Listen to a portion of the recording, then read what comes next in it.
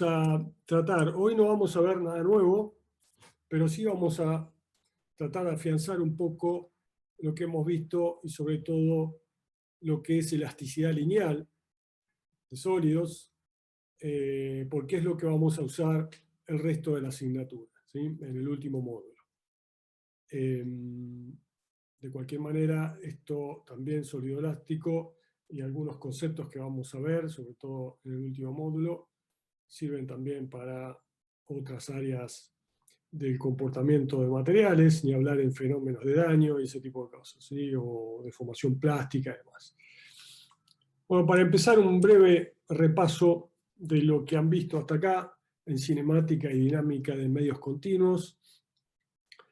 Bueno, arrancamos el módulo analizando estados tensionales, tensiones, vector tensión, cómo identificar el vector tensión o las componentes de tensión en un plano determinado que pasa por un punto. Y bueno, y después plantearon las ecuaciones de la cinemática y la dinámica de medios continuos.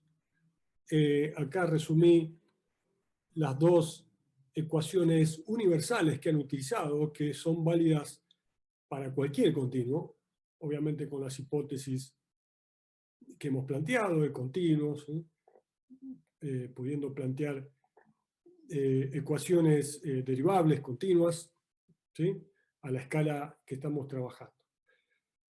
Una es la ley de Newton, la ecuación de movimiento, escrita en forma diferencial, por unidad de volumen. En lugar de trabajar con una masa total, esta fórmula se aplica a un diferencial de volumen ubicado espacialmente. Es el planteo euleriano. Vamos a ver que en pequeñas deformaciones en sólido elástico no hay muchas diferencias, ya lo han planteado,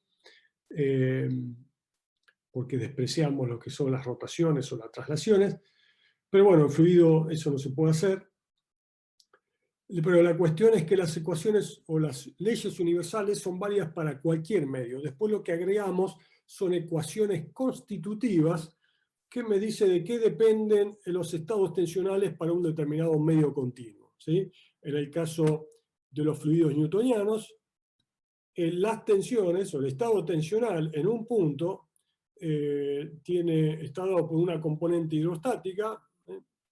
Recuerden que la expresión o el tensor unidad acá es el delta de Kronecker, ¿sí? Cuando I es igual a J tenemos 1, cuando I es distinto de J tenemos 0, ¿sí? Este término es una componente hidrostática y una especie de componente desviadora, y fíjense que en fluidos newtonianos el estado tensional o las tensiones de corte del estado tensional dependen de los gradientes de velocidades, ¿sí? El D es un tensor de IJ, obviamente acá por ahí voy a agregar algunas descripciones en notación indicial, bueno, afianzar y ver las ecuaciones de otra forma y afianzar un poquito algunas cosas. ¿Sí? Acá tenemos sigma es un tensor, P es un escalar, recuerden que lo sacamos en el caso de estados tensionales, llamábamos P al promedio de la traza, pero vamos a ver que es directamente la presión hidrostática en un fluido. Mu es la viscosidad, es una constante, obviamente si las propiedades del material es homogénea punto a punto, pero son constantes. Acá tenemos el tensor, que es una matriz identidad y una matriz velocidad de formación, DIJ, ¿sí? Que está dada por los gradientes de velocidades, el gradiente de B más el gradiente traspuesto de B. Profe, perdón, no sé si escuché mal. Ese factor que tiene 2 mu por D, ¿la traza vale 0? No. Ah, pensé que había escuchado eso. No dije eso, no tiene por qué. Estoy hablando de la componente hidrostática, tiene componentes no diagonales igual a 0, ¿sí? Acá tenemos la matriz identidad, ¿sí? Recuerden, cuando I es distinto de J, en esta matriz la componente es 0, entonces 0 por P me da 0.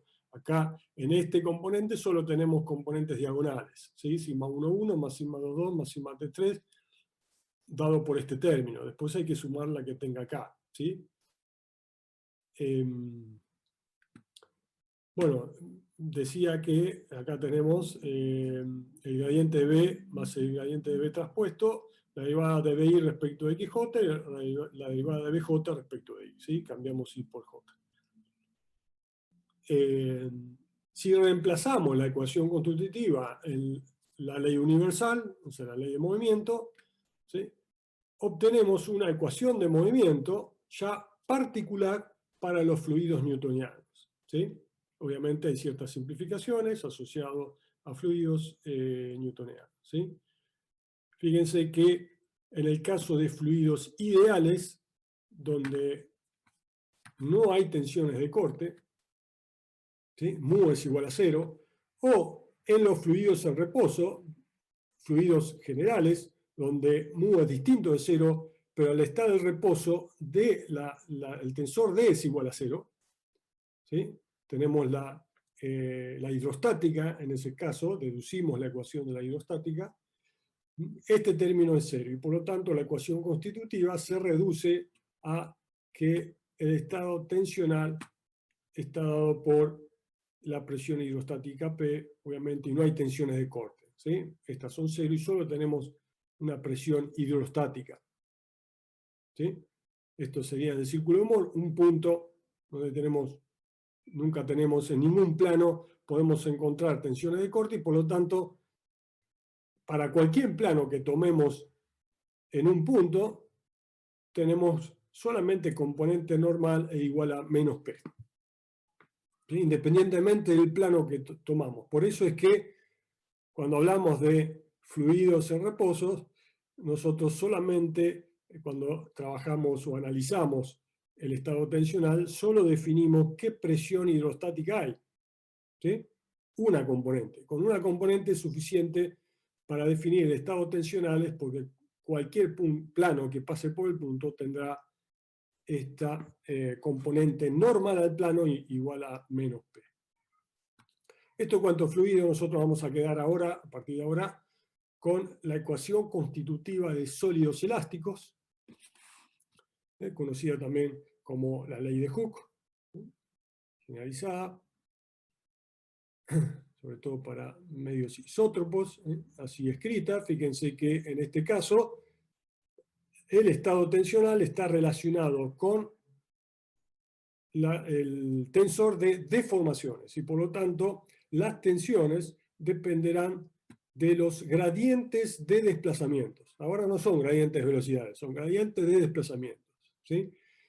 El tensor de deformaciones es un medio del gradiente de U más el gradiente de U traspuesto, ¿sí? Y J, J, I. ¿Sí? Esto es fundamental.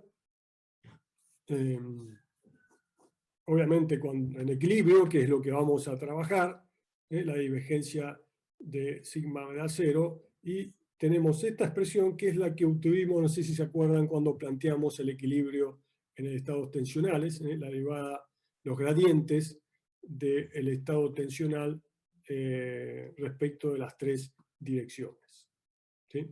Estas 3 ecuaciones de equilibrio planteadas en cada uno de los ejes cartesianos, ¿sí? X1, X2, X3 o X y Z. Bueno, ¿Por esto qué es parece como... todo lo que tienen que tener bien en claro, ¿sí? En este módulo. Obviamente la aplicación de estas cosas, qué es cada término, cómo sale, dónde sale, y otros conceptos asociados, ¿sí? Las hipótesis, ¿sí? Cómo se deducen las ecuaciones, las condiciones de contorno, cómo aplicar las ecuaciones, cómo resolver los problemas y demás. ¿Sí? ¿Alguien habló? O no sé si abrió el micrófono. Sí, perdón, ¿por qué la E aparece con 2 Ks ahí? Hoy la traza, recuerden que cuando yo tengo una componente Ah, acá, está bien. doble subíndice que se repite y que no es esto, para cada IJ, yo reemplazo IJ acá, pero cada componente tiene la traza en este término. Esto significa E11 más E22 más E33. ¿Sí? Bien, Si yo, por sí, sí, sí, ejemplo, es verdad. tengo sigma 11 es menos lambda por la traza por delta 1, 1, que es 1, ¿sí? Más 2G epsilon 1, 1. Ese es el término sigma 1, 1. Este término siempre figura para todas las componentes del tensor. Recuerden, cuando tengo un subíndice que se repite, tengo una sumatoria implícita, ¿sí? Y generalmente ese subíndice no está en estos dos que son los que definen la componente del tensor, ¿sí? Bueno, esto tiene que estar bien en claro, la diferencia en fluidos ideales y newtonianos, también el tema de fluidos en reposo. De acá pueden deducir rápidamente la ecuación de la hidrostática, esa ecuación que ustedes utilizan en física y introdujeron, ρ por G por H, ¿sí? Eso sale de plantear esta expresión. En fluidos en reposo no hay aceleración y tenemos la componente, solamente aparece la componente de la gravedad trabajando para generar la presión en función de la altura, ¿sí? Esto creo que tiene un ejercicio, si no lo podrían plantear. Bueno, nos quedamos con esto, ¿sí? Pero recuerden, esto lo van a tener en PDF, por lo menos para repasar y decir, bueno, tengo en claro todo lo que está acá. Yo creo que si ustedes entienden todo esto que está acá, más o menos han adquirido los conceptos fundamentales. Recuerden que esto además tiene que ver con el planteo de hipótesis, simplificaciones, tener en claro que esto es universal y que si agrego una ecuación constitutiva, llego a ecuaciones de movimientos particulares para ese medio, ¿sí? Lo mismo acá. Y bueno, es importante que recuerden que todo se plantea de lo general y todas las teorías particulares, por ejemplo, de la fluidodinámica, Bernoulli, bueno, hidrostática, todas esas cosas derivan, son derivaciones de la ecuación fundamental planteando condiciones particulares. Las ecuaciones constitutivas son el resultado de mucha experimentación, ¿sí? De observaciones experimentales, de investigación, de ver de qué dependen las relaciones en cada fenómeno o continuo estudiado, ¿sí? Estas constantes generalmente se miden, la viscosidad, el módulo de corte, son todas constantes en módulo Poisson que se miden experimentalmente, ¿sí? Y es la consecuencia de estas ecuaciones constitutivas de mucha experiencia experimental, mucha investigación, ¿sí? Muchos años. Estos son los más sencillos, obviamente materiales, vamos a ver. Fíjense, es importante recordar que estamos hablando de formaciones elásticas lineales, ¿sí? Vamos a afianzar un poquito ese concepto. Acá quiero hacer una aclaración. Las constantes de la M, lambda y mu, acá la reemplacé por G, que es el que se utiliza más comúnmente en ingeniería, ¿sí? Para diferenciarlo de mu, que se utiliza para viscosidad, ¿sí? La constante de la M en sólidos elásticos finalmente se utiliza lambda y G. Y vamos a ver, como vieron con Gonzalo, que en realidad no se utiliza lambda, se utiliza G, Y y nu, ¿sí? Que son las tres parámetros más utilizados y medibles. Además vamos a ver que midiendo dos podemos calcular las demás, ¿sí? Recuerden que son dos independientes porque tenemos dos constantes para escribir la relación entre el estado tensional y el estado de deformaciones, ¿sí? Recuerden cómo se calculan las deformaciones y qué representan las deformaciones normales o las tangenciales. Bueno, esta es la ley de Hooke en términos de las constantes de la M. ¿Sí? No se utiliza lambda y este tipo de cosas, pero esta expresión así escrita es muy útil para entender el desacople entre las tensiones o deformaciones normales y las tensiones y deformaciones tangenciales, ¿sí? Fíjense que dando valores a sigma 1 o a sigma 1,1 o sigma 1,2, rápidamente podemos verificar que las tensiones están relacionadas con las deformaciones normales, o sea, los alargamientos y acortamientos en los tres ejes que estemos considerando, cualquiera sean ellos, no tienen por qué ser principales, mientras que las tensiones de corte están relacionadas solamente con la distorsión generado en el plano que se obtiene con los dos planos considerados acá, 1 y 2. Vamos a ver que, o lo han visto ya, por ejemplo, que las tensiones 1, 2, que son igual a las tensiones sigma 2, 1, por las recíprocas, recuerdan que sigma i j es igual a sigma ji, son complementarias, cada uno de ellos, cada deformación, 1, 2 o 2, 1, genera un ángulo determinado de distorsión, y si sumo las dos, recuerden que sigma 1, 2 es igual a, perdón, epsilon 1, 2 es igual a epsilon 2, 1, porque es un tensor simétrico, al igual que el tensor de deformaciones. Profe, ¿le hago una consulta? Sí. El tensor de deformaciones finitas y el infinitesimal, ¿siempre es simétrico? Sí, pero no estamos hablando estamos solamente ahora hablando de deformaciones finitas. Sí, pero es una consulta que me salió de las guías, haciendo las guías. ¿Los dos tensores esos son simétricos o no? Sí. Recuerden que el tema de las pequeñas deformaciones se simplifica todo, ¿sí? Y hay cosas acá que para grandes deformaciones no se cumplen, ¿sí? En este caso,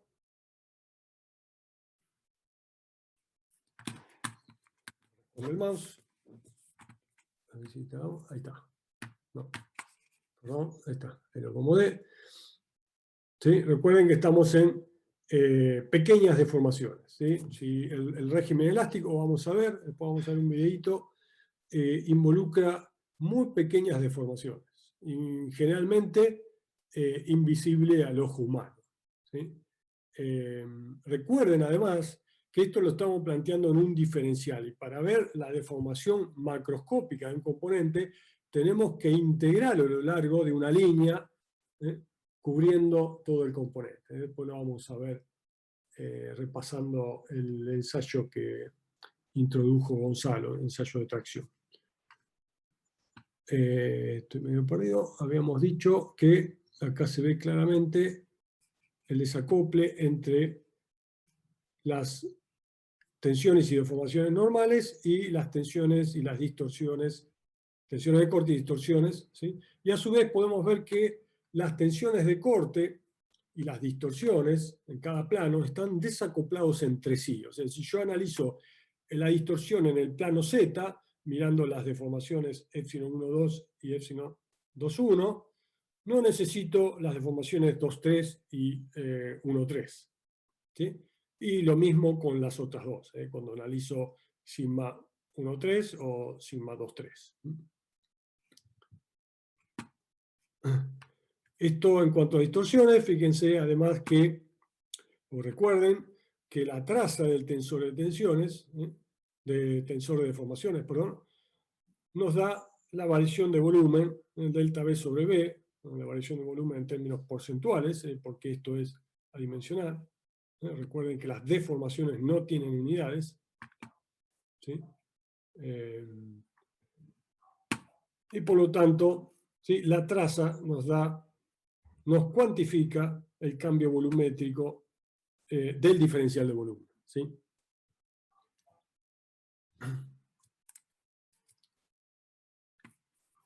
Bueno, acá para recordar el tema de la distorsión, en primer lugar recordar que la ley de Hooke la podemos escribir en términos de la constante de la B, ¿sí? G y lambda, las tensiones en función de las deformaciones o las deformaciones en función de las tensiones, ¿sí? Pero también lo podíamos escribir utilizando las constantes ingenieriles E y nu. Vamos a repasar qué es cada una de estas cosas. Y obviamente nuevamente podemos escribir la sigma y j en función de las deformaciones o las deformaciones en función de las tensiones. ¿Cómo? Lo que se calcula, vamos a verlo en el último módulo, o lo que vamos a calcular son los estados tensionales, ¿sí? Nosotros vamos a inferir las deformaciones aplicando la ley de Hooke, ¿sí?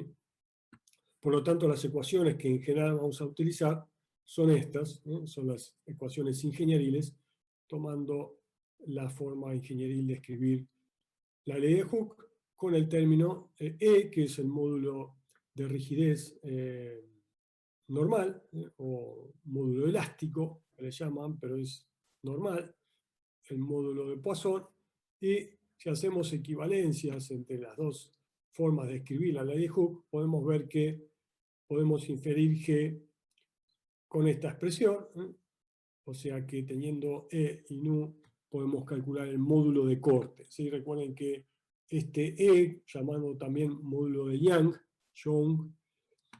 que es el que se mide experimentalmente, tiene que ver con la rigidez a la deformación longitudinal, o sea, los alargamientos y los acortamientos, ya vamos a repasar un poquito esto, mientras que G tiene que ver con la relación entre las tensiones de corte y las distorsiones, ¿sí? Y el mu, como vamos a ver, relaciona las deformaciones normales,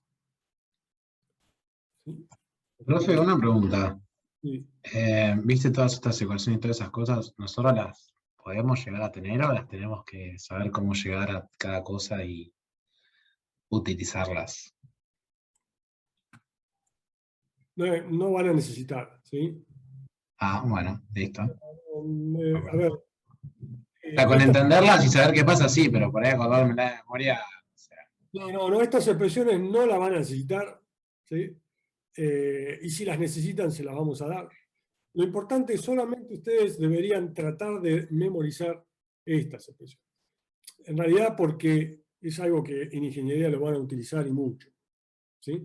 Pero las otras no, las otras están en los libros. Esta es fácil de memorizar, van a ver sobre todo si reemplazan y trabajan con G, ¿sí? Porque fíjense que de acá, bueno, esto sería 1 sobre 2G, ¿eh? Y pueden simplificar esta expresión, ¿sí? Y queda algo así. Esto es muy fácil de ver, sobre todo si trabajan con las distorsiones. Fíjense que son las tensiones de corte dividido G, ¿sí? Teniendo en cuenta que la distorsión es 2 veces la deformación, ¿sí? Entonces, esto es muy sencillo de recordar, recordando además que las distorsiones están desacopladas entre sí, ¿sí?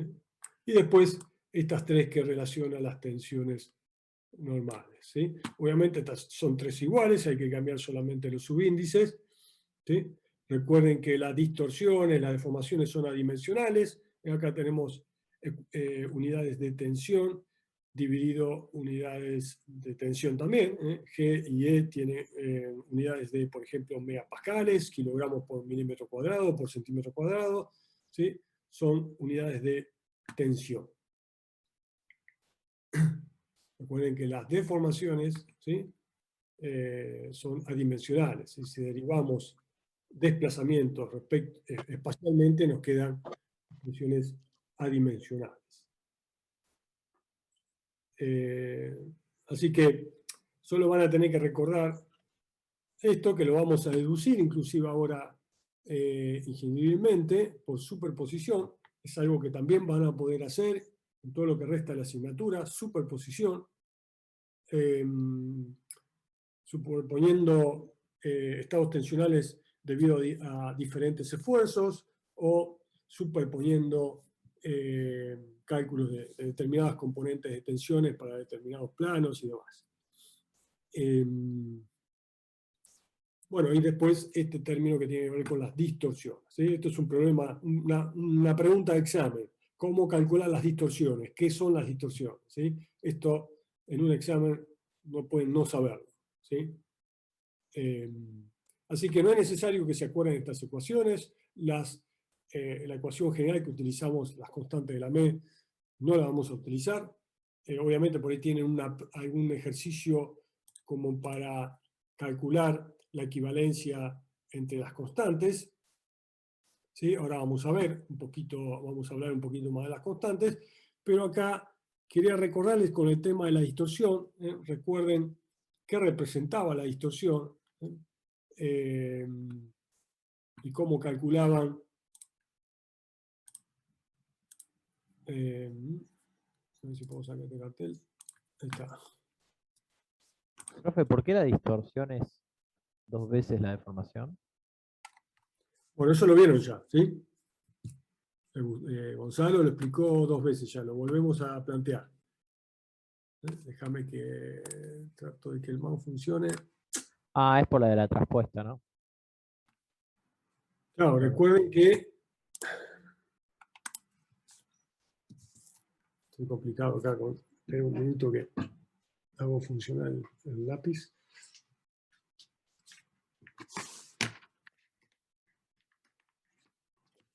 Recuerden que ustedes tenían que la componente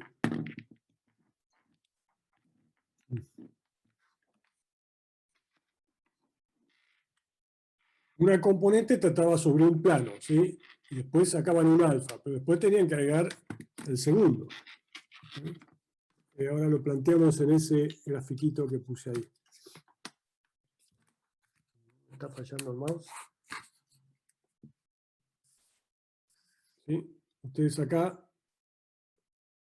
tienen el valor inicial, perdón.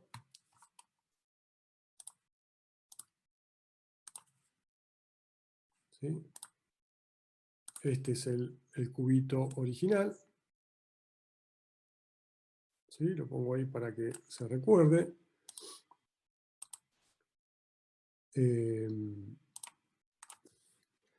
Ustedes tienen que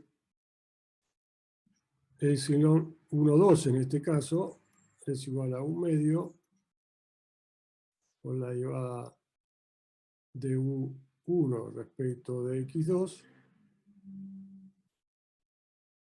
más la derivada de U2 respecto de x1. ¿Sí? El valor que tengo acá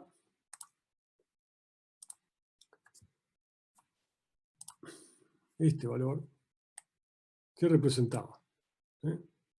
Este alfa que estaba acá. Fíjense, divido el desplazamiento. Generalmente, siempre recuerden que tomamos como referencia este punto que no se mueve. ¿Sí? Entonces, ¿qué representa este término si estamos considerando pequeñas deformaciones y por lo tanto muy pequeños desplazamientos? Esto está exagerado para verlo geométricamente, ¿sí? Pero este desplazamiento a' es del 1% de AO, ¿sí?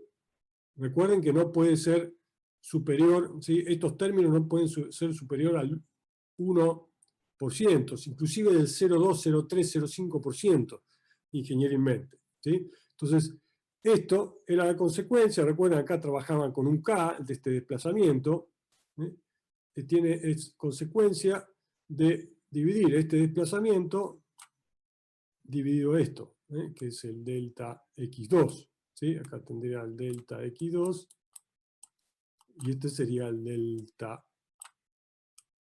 1, ¿sí? En este sentido, para el punto A. Entonces esto dividido esto le da este ángulo alfa. Pero este era un alfa. Después tienen este otro, que es la recíproca. ¿Sí? Es este que está acá. Entonces, este más esto me da la distorsión total de este plano. ¿Qué plano es? ¿Cómo lo identifico este plano que estoy viendo? ¿Cuál es?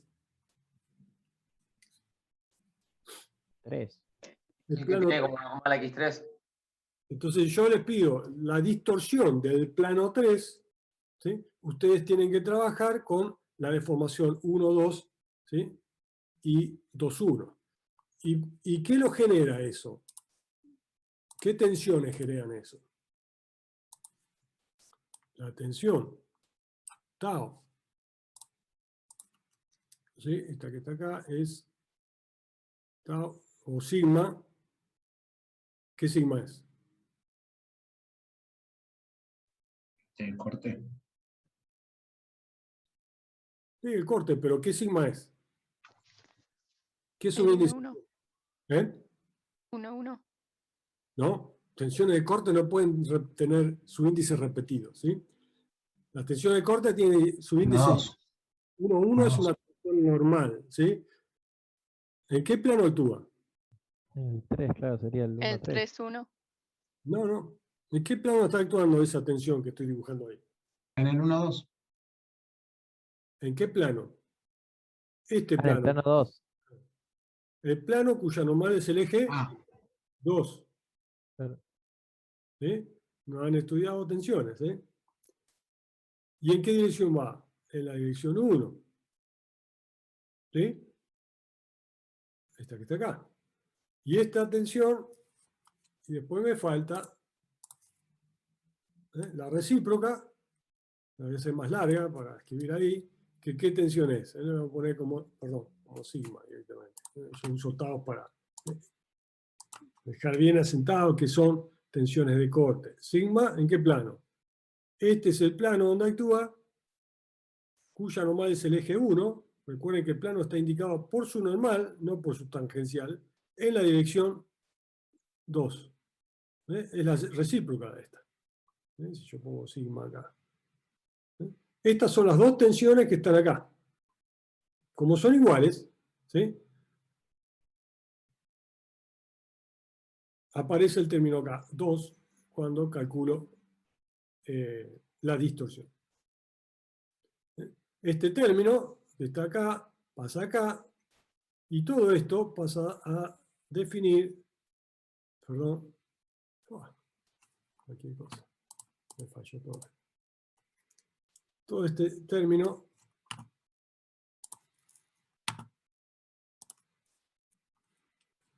pasa a definir la distorsión, gamma 1, 2.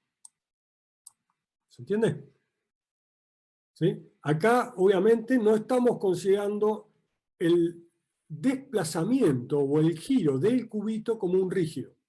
¿Sí? Giro o desplazamiento. En elasticidad lineal lo único que nos importa es cómo se deforma el diferencial de volumen. Porque eso es lo que nos da la relación entre tensiones y deformaciones. ¿Sí? Si yo tengo un cubito y lo muevo, lo desplazo en el espacio o lo giro de forma rígida, no es porque no está solicitado o es la consecuencia de zonas solicitadas más lejanas. Recuerden que la variación macroscópica del componente o el desplazamiento de las partículas va a depender de la acumulación de deformaciones. ¿Sí? ¿Se entendió esto? Esto lo pueden repasar, lo tenemos acá, lo tenemos en las teorías, lo dio Gonzalo 2 o 3 veces, de distintas formas. Si no lo entienden, repásenlo, estudienlo, ¿sí? Pero esto tiene que quedar bien en claro, ¿sí? Creo que ni siquiera tienen bien en claro la identificación de las tensiones que están actuando en un tensor, ¿sí? En un cubito. Recuerden que el plano está definido por su normal. Se está por cortar, así que pasamos a la siguiente placa. Si tienen duda igual sobre esto, volvemos. Corto y volvemos de nuevo.